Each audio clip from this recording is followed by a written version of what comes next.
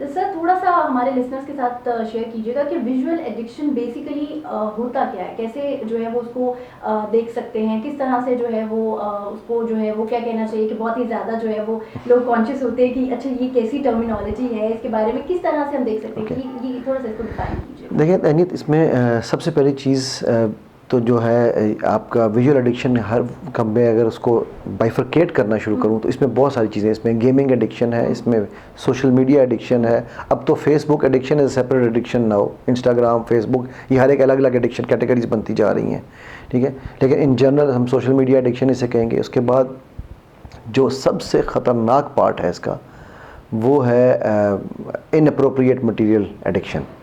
मैं वो खोल के वर्ड्स उस तरह से नहीं यूज़ कर रहा यहाँ पर। जो इनअप्रोप्रिएट इमेजेस, इनअप्रोप्रिएट मूवीज़ जो ये बच्चे देखते हैं, जिसको वो समझते हैं कि ये हमारे माशरे में एक आ जाता है, और ये क्या है यार, मर्द है या देख ही लेगा, जवानी में सब करते हैं। तो वो जो जवानी में सब करने वाली जो एडिक्शंस हैं उसके नताइज जवानी में ही भुगत रहे हैं। इस वक्त WHO ने इसको एक विजुअल एडिक्शन को बाकायदा एक बीमारी करार दे के इसके लिए बीमारी उसे कंसिडर करते हैं, इसके लिए दवाई दी जा सके। तो इसके लिए बाकायदा उन्होंने अब प्रिस्क्रिप्शन मेडिसिन बनानी शुरू कर दी हैं कि बच्चों को, क्योंकि गेम, अब मैं भी एक केस करके हटाऊँ, मुल्तान का एक बच्चा था, वो उसकी माँ ने सिर्फ और सिर्फ उसके हाथ से पबजी खेलता था। वो पबजी मैं समझता हूँ सबसे बड़ा जुल्म है, बहुत ही फेमस जी, बहुत बड़ा जुल्म है हमारे बच्चों के ऊपर, ठीक है। मैंने पबजी के वो ऐसे ऐसे केसेस देखे हैं कि मैं आपको बताऊं तो आपके रोंगटे शायद खड़े हो जाएं। तो वो बच्चे से माँ ने सिर्फ इतना कहा कि तुम जो है ना खाना खा लो, फिर उसके बाद गेम लेना।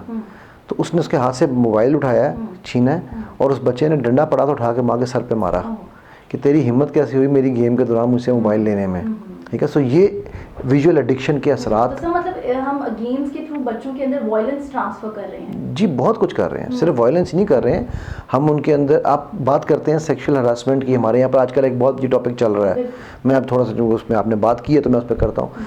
सो सेक्सुअल हरासमेंट का स्टार्ट आपको, मैं I have worked with addict cases of girls as young as 7 years old and boys as young as 9 years old, ठीक है, who are harassing other people because they were exposed to these things at the age of 2 and 3 years old, ठीक है। सो हमारे घरों में, हमारे medias में, और ये जो फर्स्ट एक्सपोजर छोटे बच्चों को होता है वो 3 चीज़ों से हो रहा है। एक पेरेंट्स से, कि पेरेंट्स जो है वो चेक नहीं रखते, तो कहीं खुद पेरेंट्स कोई ऐसी चीज़ देख रहे होंगे तो बच्चों ने उनका मोबाइल लेके देख लिया, ठीक है।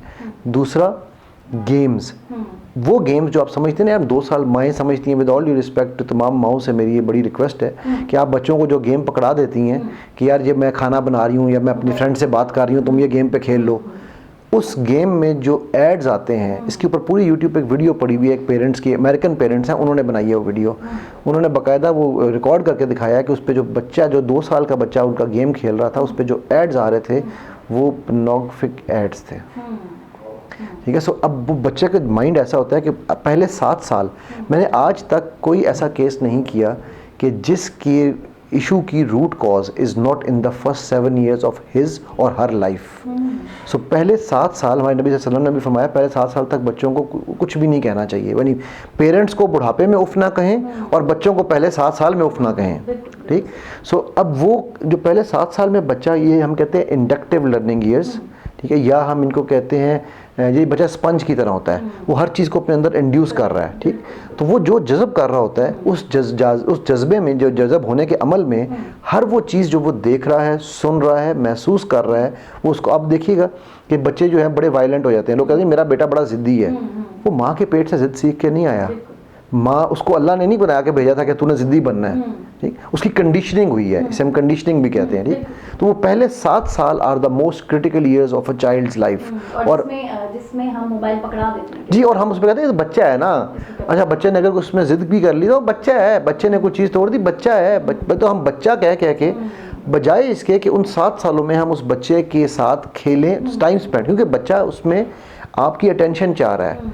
अच्छा, अगले जो 7 years हैं, 7 to 14, ये है डिडक्टिव लर्निंग ईयर्स। जो बच्चे ने पहले 7 साल में सीखा है वो अगले 7 साल में उसका एक्सपेरिमेंट करता है। अगर उसने गुस्सा सीखा है तो वो गुस्सा करके देखेगा और फिर देखेगा कि रिजल्ट क्या आया। अब उसने डिड्यूस किया कि हाँ, गुस्सा ही सही तरीका था, बिकॉज गुस्से से उसकी जो है, उसने कोई बात कही और उनके पेरेंट्स ने रिस्पॉन्ड किया और उसको लगा बिल्कुल यही बेहतरीन तरीका है, ठीक। सो 14 साल के बाद बच्चा जो है वो एडल्ट बन जाता है। ये रिसर्च ने, साइंस ने प्रूव किया है। एडल्टहुड जो है वो 14, बल्कि अब तो शायद उससे भी कम आने लग जाएगा, लेकिन ये है कि इन जनरल जो बच्चों की एवरेज एज है वो 14 है। हमारी माइंड में 7 का जो हिस्सा है ना, वो हमारी दुनिया में, कायनात में बड़ा इंपॉर्टेंट है। अल्लाह सुब्हान तआला ने दुनिया भी 7 दिनों में बनाई, 7 आसमान है, ठीक। सो हर 7 साल बाद वी ह्यूमंस चेंज।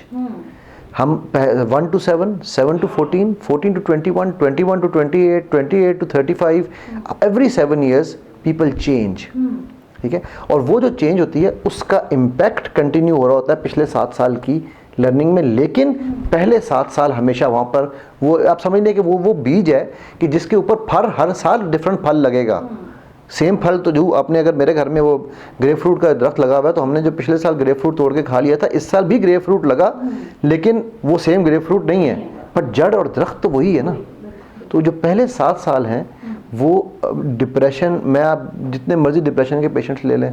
मैं एक बड़ी मज़ेदार स्टोरी आपको सुनाता हूँ। मैं एक मेडिकल कैंप पे गया, तो वहाँ पर ना, इधर लाहौर में था, किसी ने मुझे इनवाइट किया था। तो वहाँ पर एक खातून था, गरीबों के लिए इलाके में, झुग्गियों वाले इलाके में था। तो वो एक खातून अपने बच्चा, अब ये झुग्गियों की औरत की बात कर रहा हूँ, ठीक है।